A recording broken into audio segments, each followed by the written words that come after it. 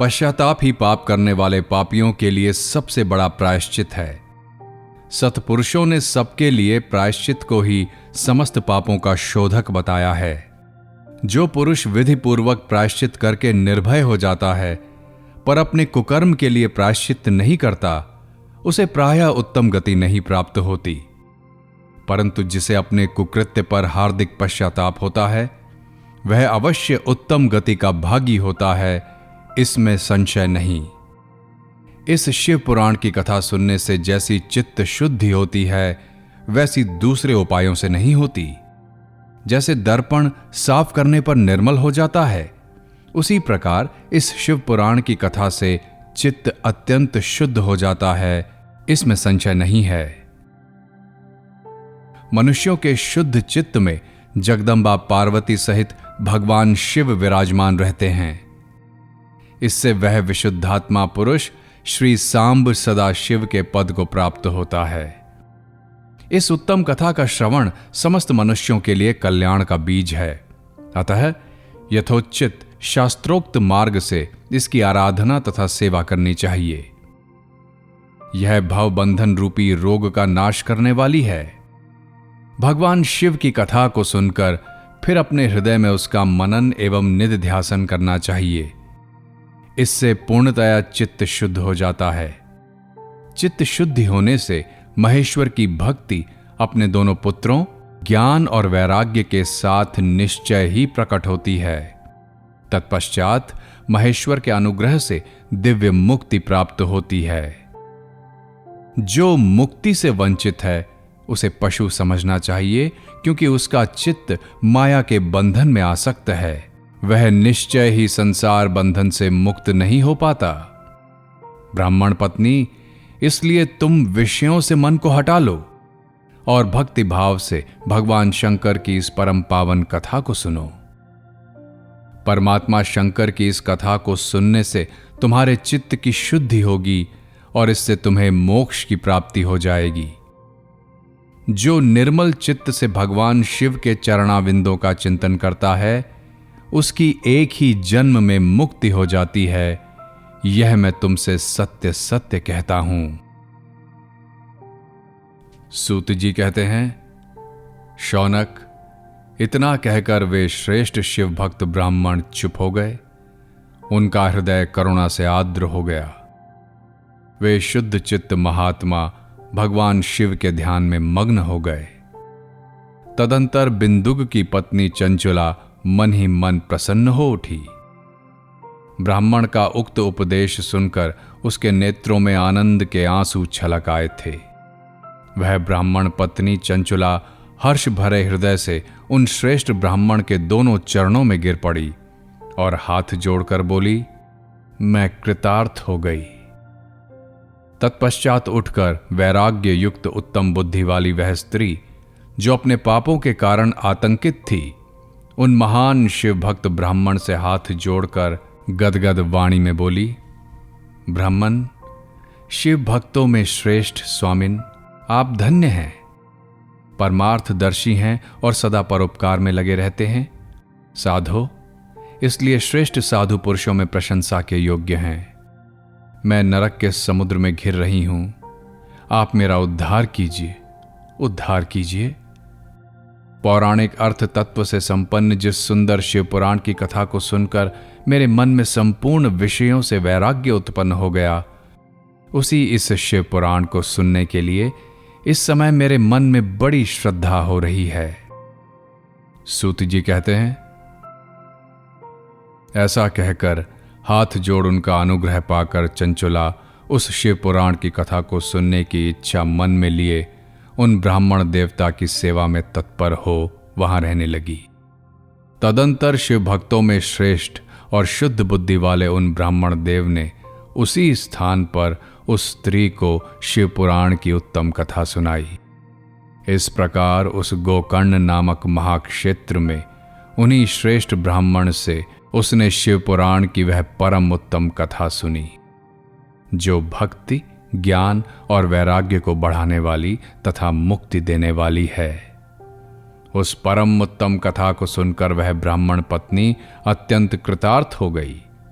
उसका चित्त शीघ्र ही शुद्ध हो गया। फिर भगवान शिव के अनुग्रह से उसके हृदय में शिव के सगुण रूप का चिंतन होने लगा।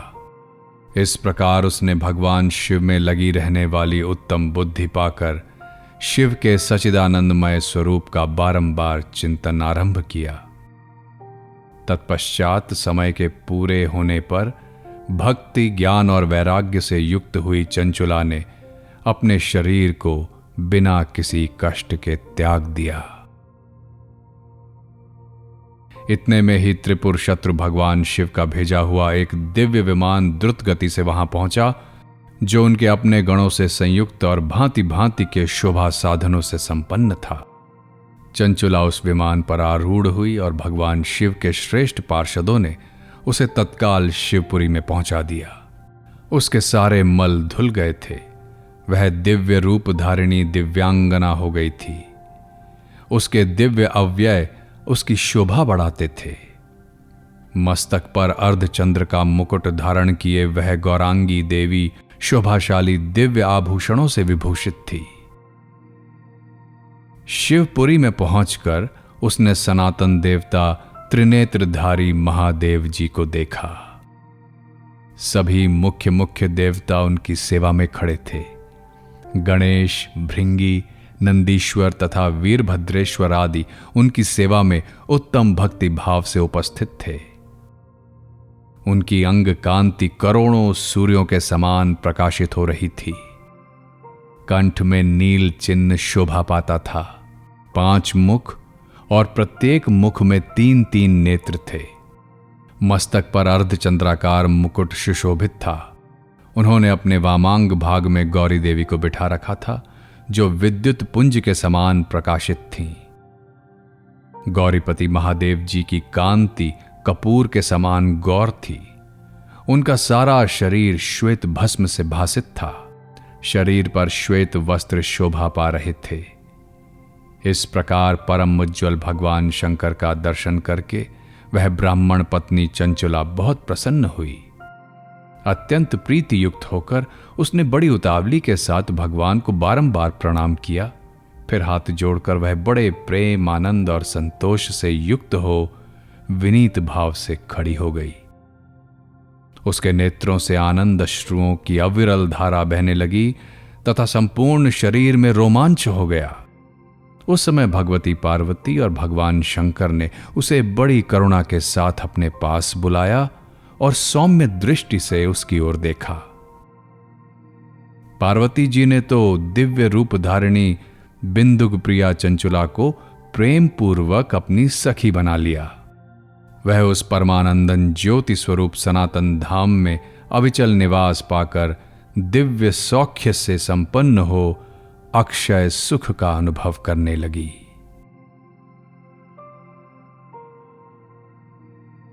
चंचुला के प्रयत्न से पार्वती जी की आज्ञा पाकर तुम्बुरुका विंध्य पर्वत पर शिव पुराण की कथा सुनकर बिंदुक का पिशाच योनि से उद्धार करना तथा उन दोनों दंपत्ति का शिवधाम में सुखी होना। सूत जी बोले, शौनक, एक दिन परमानंद में निमग्न हुई चंचुला ने उमा देवी के पास जाकर प्रणाम किया और दोनों हाथ जोड़कर वह उनकी स्तुति करने लगी। चंचुला बोली, गिरिराज नंदिनी, स्कंद माता उमे, मनुष्यों ने सदा आपका सेवन किया है। समस्त सुखों को देने वाली शंभु प्रिय, आप ब्रह्म स्वरूपिणी हैं। विष्णु और ब्रह्मा आदि देवताओं द्वारा सेव्य हैं। आप ही सगुणा और निर्गुणा हैं तथा आप ही सूक्ष्म सच्चिदानंद स्वरूपिणी आध्या प्रकृति हैं। आप ही संसार की सृष्टि, पालन और संहार करने वाली हैं। तीनों गुणों का आश्रय भी आप ही हैं। ब्रह्मा, विष्णु और महेश्वर, इन तीनों देवताओं का आवास स्थान तथा उनकी उत्तम प्रतिष्ठा करने वाली पराशक्ति आप ही हैं।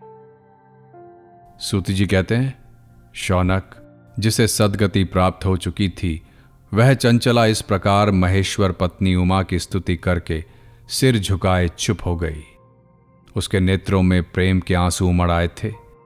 तब करुणा से भरी हुई शंकर प्रिया भक्त वत्सला पार्वती देवी ने चंचुला को संबोधित करके बड़े प्रेम से इस प्रकार कहा, सखी चंचुले, सुंदरी, मैं तुम्हारी की हुई इस स्तुति से बहुत प्रसन्न हूं।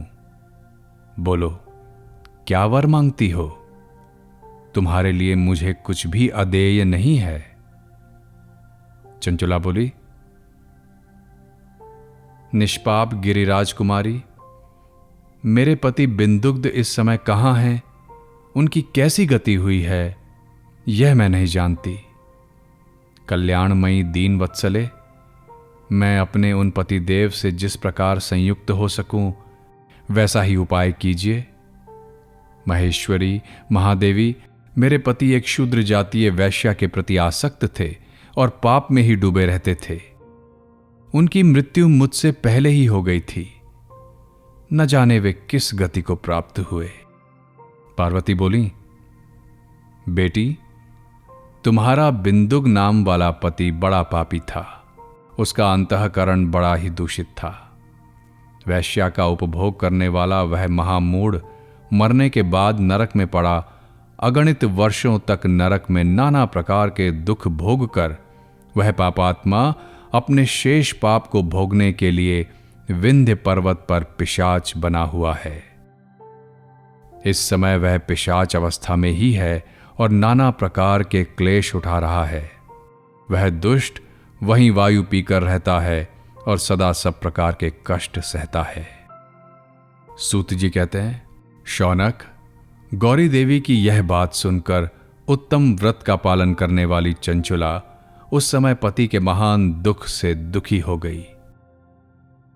फिर मन को स्थिर करके उस ब्राह्मण पत्नी ने व्यथित हृदय से महेश्वरी को प्रणाम करके पुनः पूछा, महेश्वरी, महादेवी, मुझ पर कृपा कीजिए और दूषित कर्म करने वाले मेरे उस दुष्ट पति का अब उद्धार कर दीजिए।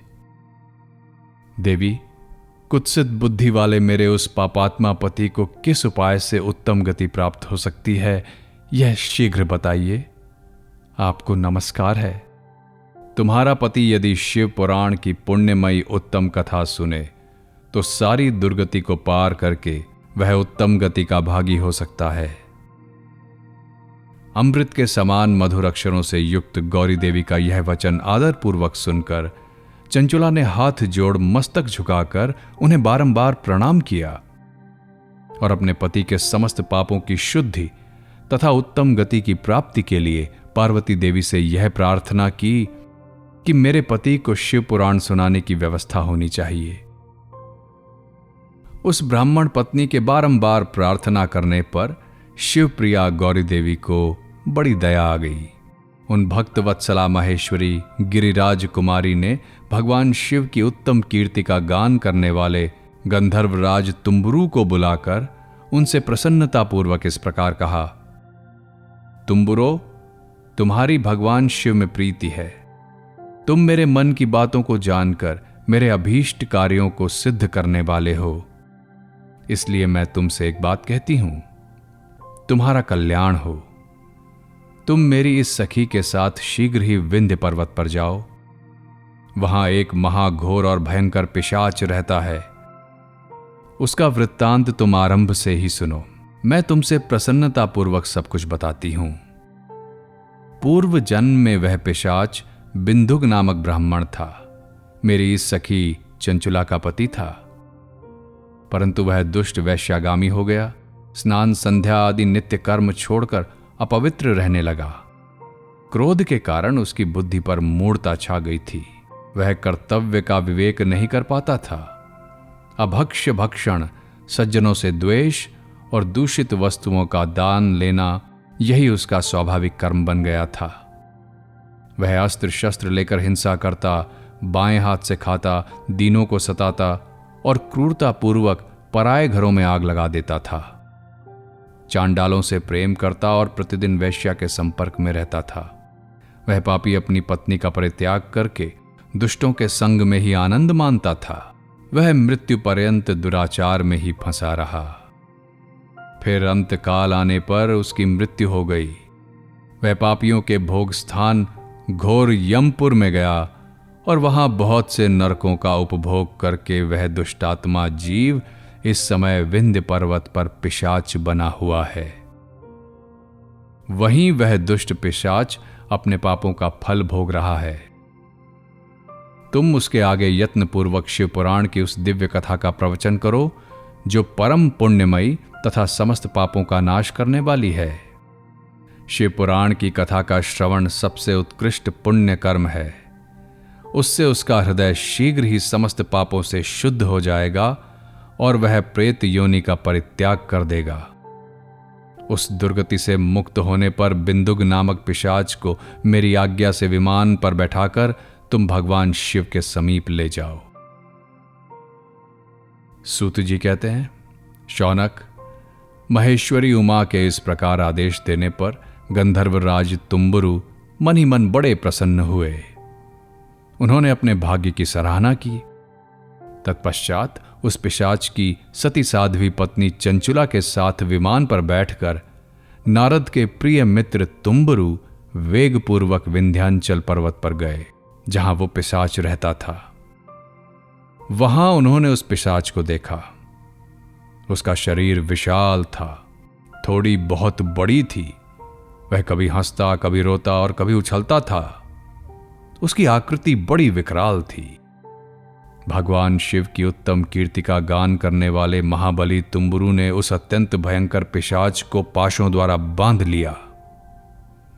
तदंतर तुम्बुरु ने शिव पुराण की कथा बांचने का निश्चय करके महोत्सव युक्त स्थान और मंडप आदि की रचना की। इतने में ही संपूर्ण लोकों में बड़े वेग से यह प्रचार हो गया कि देवी पार्वती की आज्ञा से एक पिशाच का उद्धार करने के उद्देश्य से शिव पुराण की उत्तम कथा सुनाने के लिए तुम्बुरु विंध्या पर्वत पर गए हैं। फिर तो उस कथा को सुनने के लोभ से बहुत से देवर्षि भी शीघ्र ही वहां जा पहुंचे। आदरपूर्वक शिव पुराण सुनने के लिए आए हुए लोगों का उस पर्वत पर बड़ा अद्भुत और कल्याणकारी समाज जुट गया। फिर तुम्बुरु ने उस पिशाच को पाशों से बांधकर आसन पर बैठाया और हाथ में वीणा लेकर गौरीपति की कथा का गान आरंभ किया। पहली अर्थात विद्वेश्वर संहिता से लेकर 7वीं वायु संहिता तक महात्म्य सहित शिव पुराण की कथा का उन्होंने स्पष्ट वर्णन किया। सातों संहिताओं सहित शिव पुराण का आदरपूर्वक श्रवण करके वे सभी श्रोता पूर्णतः कृतार्थ हो गए। उस परम पुण्यमय शिव पुराण को सुनकर उस पिशाच ने अपने सारे पापों को धोकर उस पैशाचिक शरीर को त्याग दिया। फिर तो शीघ्र ही उसका रूप दिव्य हो गया। अंग कांति गौरव वर्ण की हो गई। शरीर पर श्वेत वस्त्र और सब प्रकार के पुरुषोचित आभूषण उसके अंगों को उद्भासित करने लगे। वह त्रिनेत्रधारी चंद्रशेखर रूप हो गया। इस प्रकार दिव्य देहधारी होकर श्रीमान बिंदुक अपनी प्राण वल्लभा चंचुला के साथ स्वयं भी पार्वती वल्लभ भगवान शिव का गुणगान करने लगा। उसकी स्त्री को इस प्रकार दिव्य रूप से सुशोभित देख वे सभी देवर्षि बड़े विस्मित हुए। उनका चित्त परमानंद से परिपूर्ण हो गया। भगवान महेश्वर का वह अद्भुत चित्र सुनकर वे सभी श्रोता परम कृतार्थ हो प्रेम पूर्वक श्री शिव का यशोगान करते हुए अपने अपने धाम को चले गए। दिव्य रूपधारी श्रीमान बिंदुक भी सुंदर विमान पर अपनी प्रियतमा के पास बैठकर सुखपूर्वक आकाश में स्थित हो बड़ी शोभा पाने लगा। तदंतर महेश्वर के सुंदर एवं मनोहर गुणों का गान करता हुआ वह अपनी प्रियतमा तथा तुम्बुरु के साथ शीघ्र ही शिवधाम में जा पहुंचा। वहां भगवान महेश्वर तथा पार्वती देवी ने प्रसन्नतापूर्वक बिंदुक का बड़ा सत्कार किया और उसे अपना पार्षद बना लिया। उसकी पत्नी चंचुला पार्वती जी की सखी हो गई। उस घनीभूत ज्योति स्वरूप परमानंदमय सनातन धाम में अविचल निवास पाकर वे दोनों दंपत्ति परम सुखी हो गए।